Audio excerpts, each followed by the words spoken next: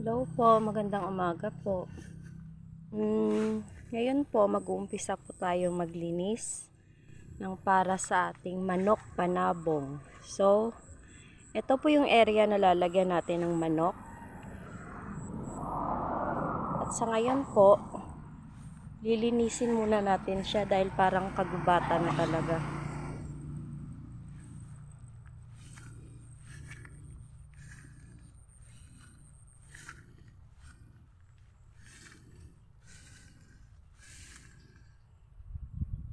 Ito guys, kita nyo.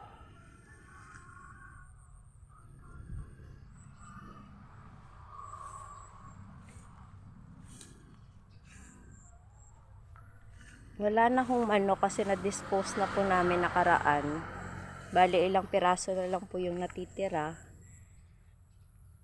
Dahil breeding season na ho ngayon, nag-uumpisa naman ho tayong magparami ulit.